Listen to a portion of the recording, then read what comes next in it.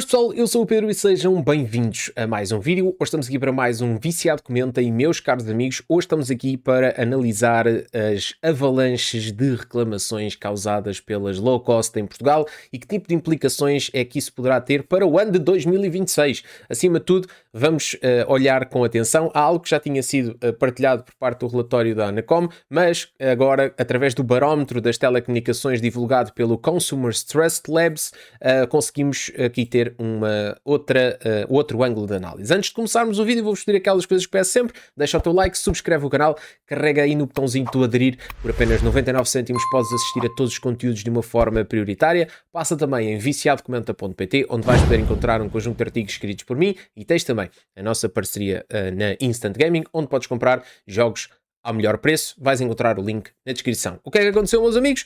Bom, estamos aqui no nosso site, mais uma vez, e eu escrevi um artigo no passado dia 16, onde falei precisamente sobre esta questão das low cost que causam uma avalanche de reclamações em Portugal.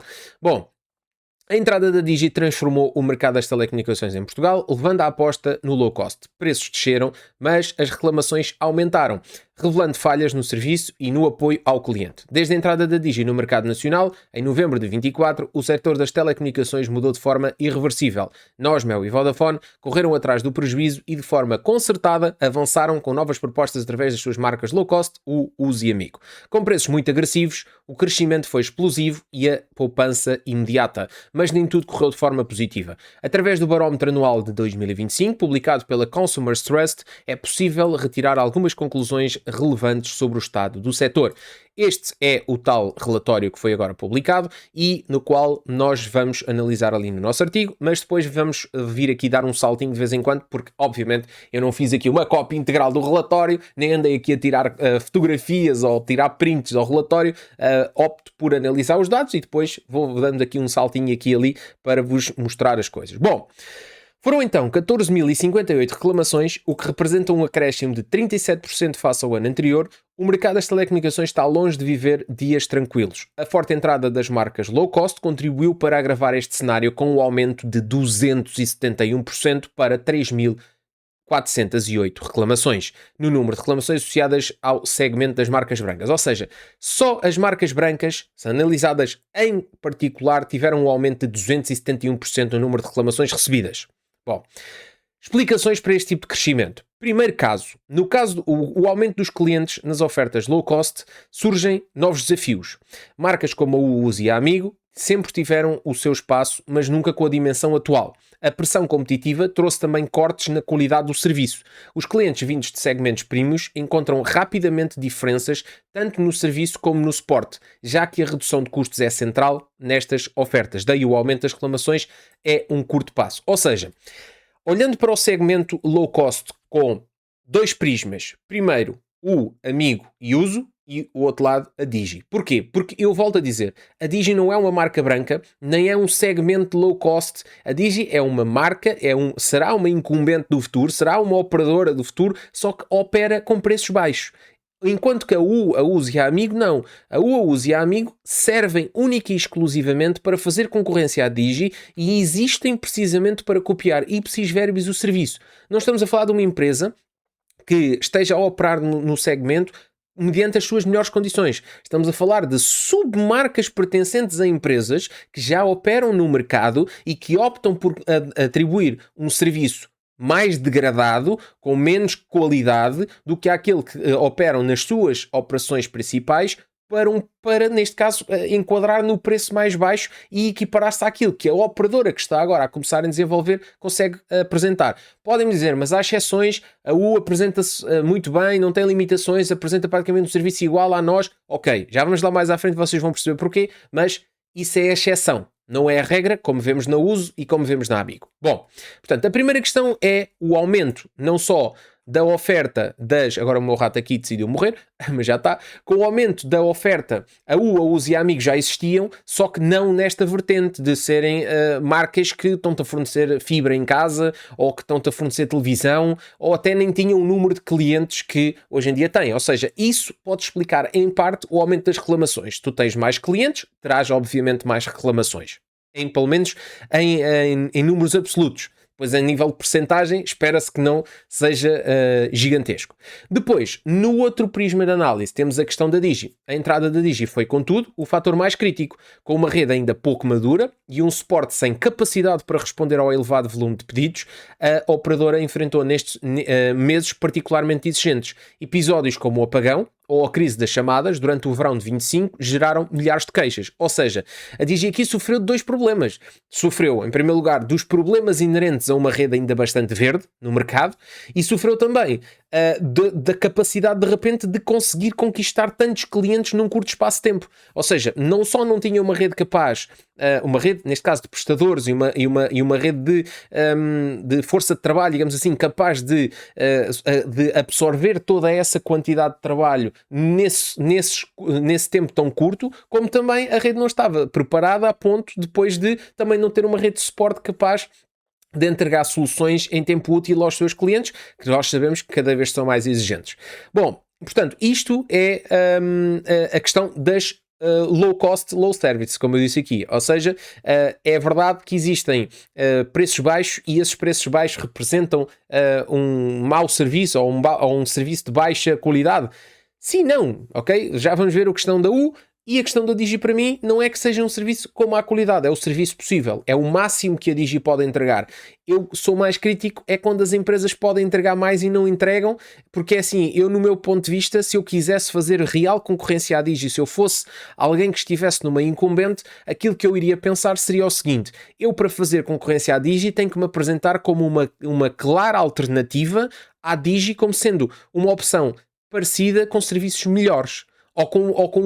Porque se for para fazer uma cópia, as pessoas preferem sempre o original. Se eu vou apresentar um serviço que é exatamente igual à Digi, as pessoas vão preferir estar na Digi por uma exclusão de partes, que é assim. Então se eu vou poder, ok, tenho aqui umas melhorias, a rede é um bocadinho mais estável, mas de repente começa a ter cortes de velocidade, de repente começa a ter menos prioridade nos suportes, de repente começa a haver problemas. Vale a pena estar na cópia? Não, prefiro ir para o original. Se eu vou ter esses problemas, vou preferir manter-me na Digi, ok? Portanto, isto é tudo sempre muito relativo, porque eu sei que há pessoas com péssimas experiências na Digi, mas também há pessoas com péssimas experiências nas outras três operadoras. Há sítios onde a Digi está muito melhor do que as outras três operadoras e há sítios onde as outras três operadoras estão muito melhor que a Digi. Portanto, isto é tudo muito relativo, mas em linhas gerais é isto. Depois, vamos olhar ao prisma ao contrário, que é, então, high cost, premium service, ou seja, então no segmento das operadoras clássicas, daquelas onde tu pagas cor e cabelo, então as coisas estão muito melhor, de certeza absoluta, porque lá é tudo maravilhas. Não. Também no segmento premium, onde os preços são mais elevados, os contratos incluem fidelizações de 24 meses e as estruturas estão mais consolidadas,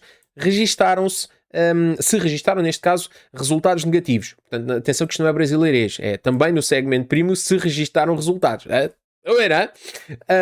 Houve um aumento de 14,33% nas reclamações para 9.956, mostrando que o setor não conseguiu melhorar o seu desempenho face a anos anteriores. E atenção, no caso das low cost estamos a falar de 3.408 reclamações.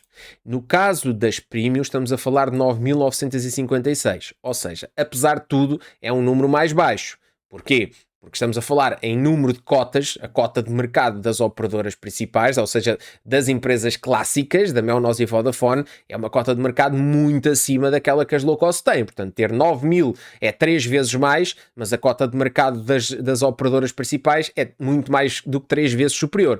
Pelo menos acho eu, porque ainda não temos ainda dados oficiais que mostrem exatamente quais é que são os dados, mas se formos olhar à Digi, as outras não serão muito maiores do que a Digi. Portanto, estamos a falar se calhar de cotas de mercado 30 e tal % da Mel, que se calhar todas juntas, entre a Digi, a Uso e a Amigo, se calhar não chegam a 10, 12% do mercado total. Portanto, estamos a falar aqui de valores completamente diferentes. Portanto, neste caso concreto, mas ainda assim, apesar do valor ser alto, representa um aumento de 14%, o que é significativo. Inclusive, se vocês vierem aqui, vocês vão conseguir perceber isso com mais atenção. Ou seja, nas operadoras TV, Net e Telefone, registaram-se 9.956 reclamações, o que representa um aumento. No caso das low cost, como aqui se verificou, esse aumento é muito, mas muito maior. Mas também tem a ver com isso.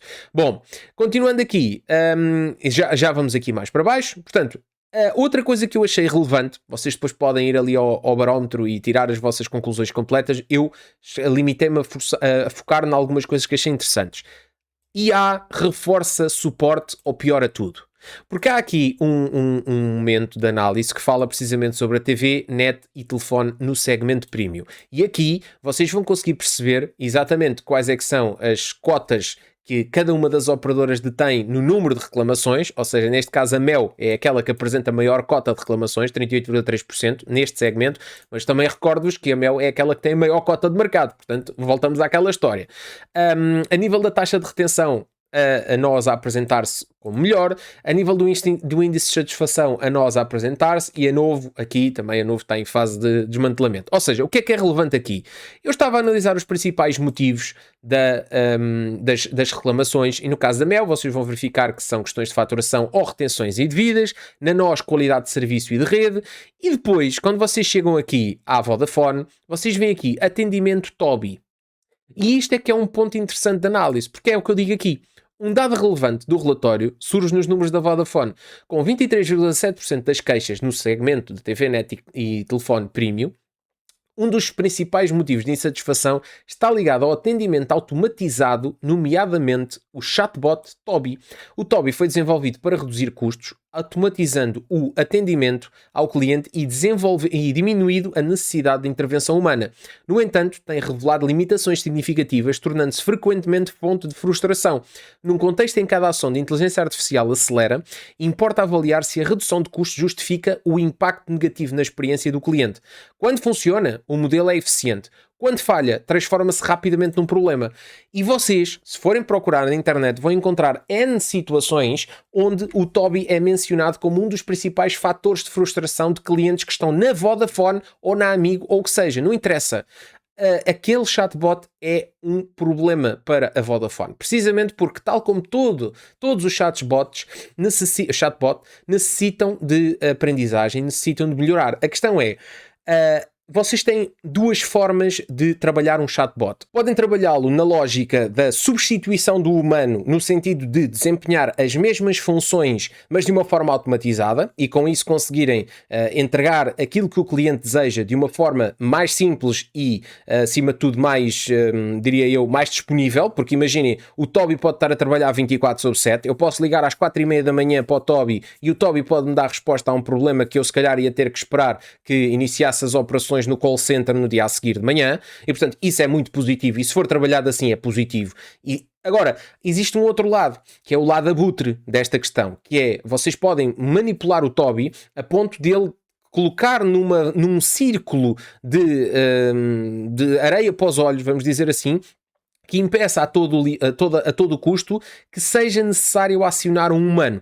Porquê? Porque muitas das vezes, quando vocês utilizam este tipo de chatbot, vocês podem ultrapassar fazendo o seguinte: assim que ele questiona qual é que é a tua questão, vocês dizem falar com o assistente. E a partir desse momento o chatbot é como se te saísse da frente e te fizesse passar a chamada. Essa seria a funcionalidade normal. Só que a questão do TOBi, o TOBi está desenhado para que isso não aconteça, para tentar a todo o custo chegar à questão e para tentar a todo o custo resolvê-la. Só que como qualquer utilizador de inteligência artificial já percebeu, às vezes a inteligência artificial passa-se da cabeça. E então, quando não consegue resolver, começa a inventar. Quando começa a inventar, às vezes já está no domínio do irracional, esparvoeira. E portanto as pessoas perdem a cabeça com isso e só querem falar com o assistente. E eu passo-me para o assistente e não sei o que com o assistente. E ele não passa e andam nisso. E o pessoal perde a cabeça. E perceber que algo que é utilizado precisamente para resolver um problema grande das telecomunicações, que é essa questão do suporte, porque mais do que vender serviços, é necessário prestar depois um serviço de suporte em qualidade para garantir a satisfação dos seus clientes.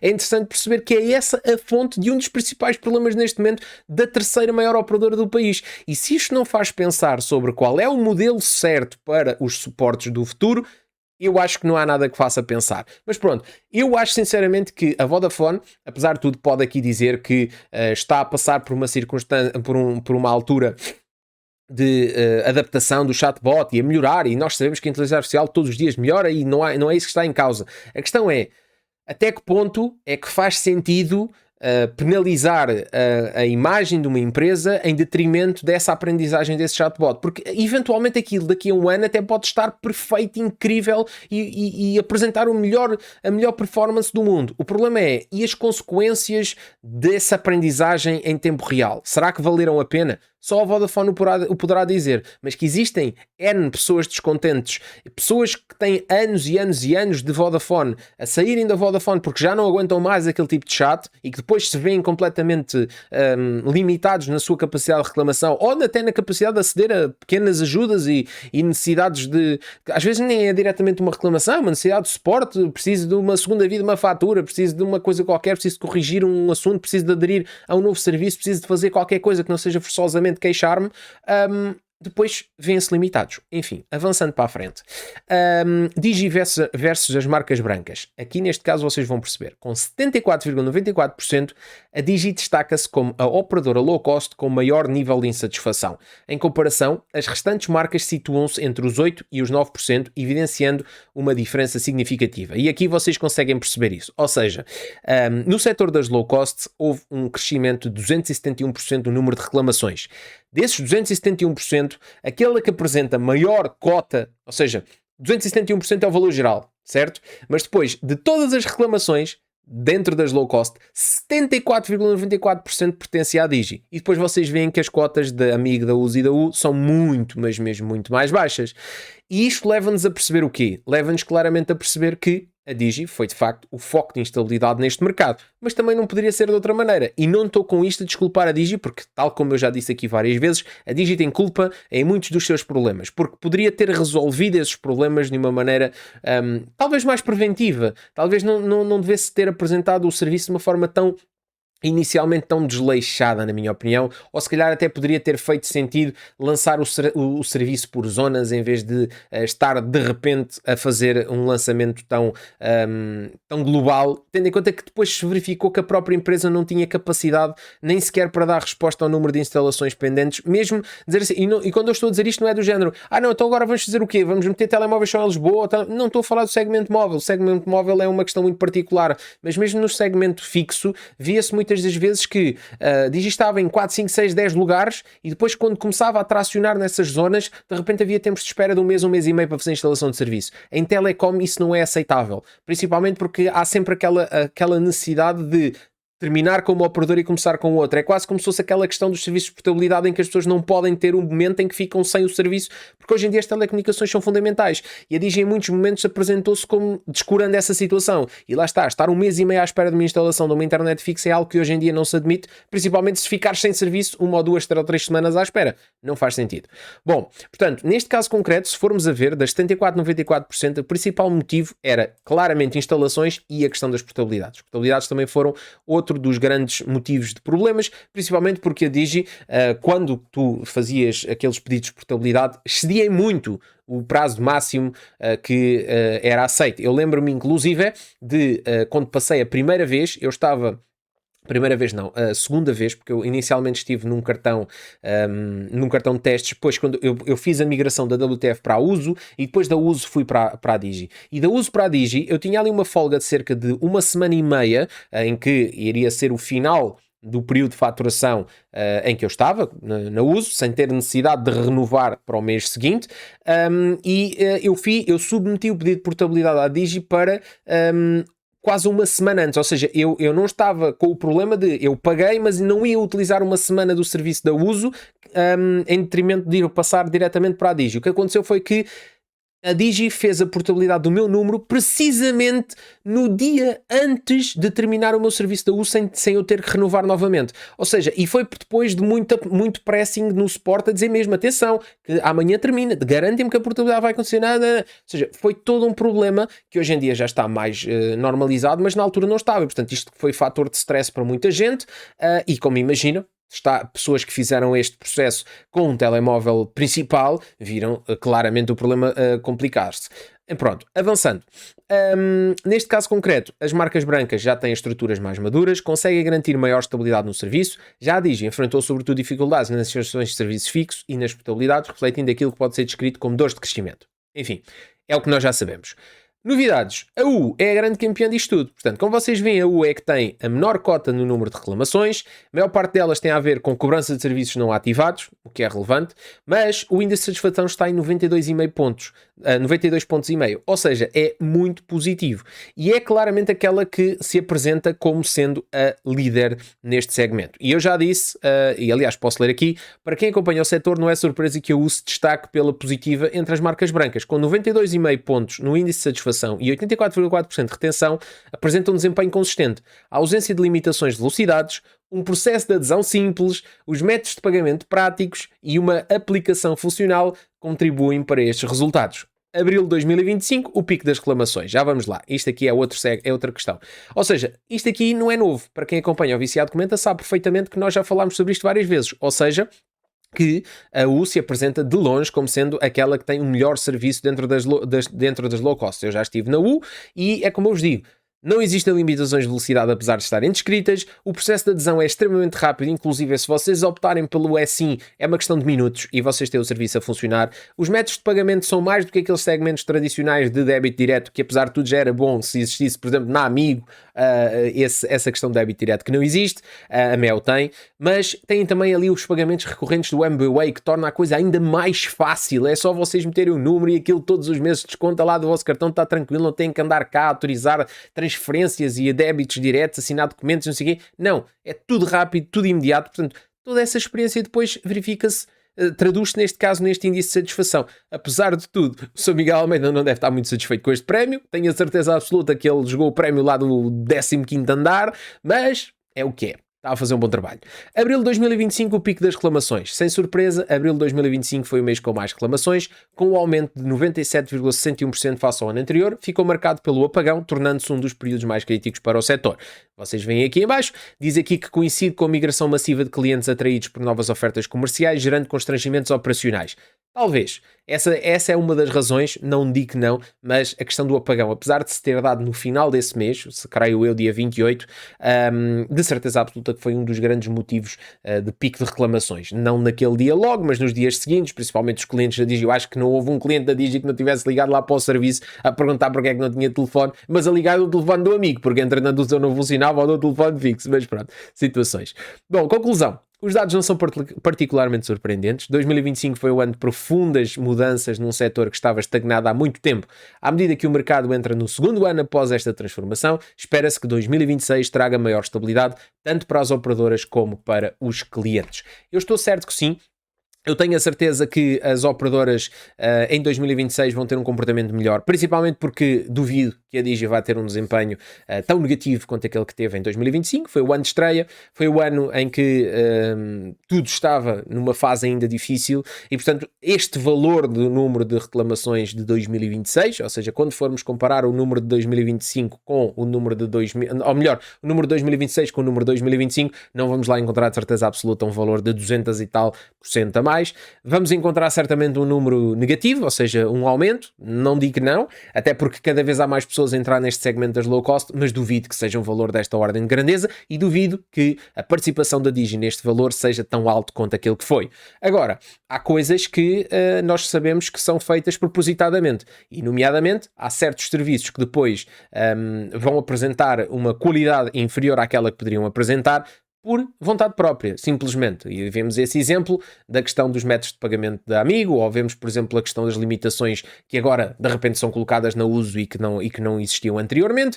A U até então é aquela que se está a portar melhor e, portanto, nós esperamos que a U se mantenha nessa tomada, não é? Nessa ofensiva, porque, de facto, se alinhar com as outras, pronto, isso aí lá será um descalabro para aqui o mercado das low cost. Mas deixo-vos só aqui no final esta reflexão. Foi um excelente relatório aqui partilhado por parte do Barómetro. Espero ter conseguido também fazer um trabalho interessante aqui no artigo, mas acima de tudo o que é que eu acho que é relevante nós pensarmos?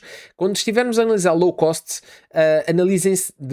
utilizem a maneira certa de analisar isto no meu ponto de vista, que é, eu não coloco a Digi no mesmo patamar da U, da Uzi e da Amigo. Não faz sentido fazê-lo, porque estas outras três operadoras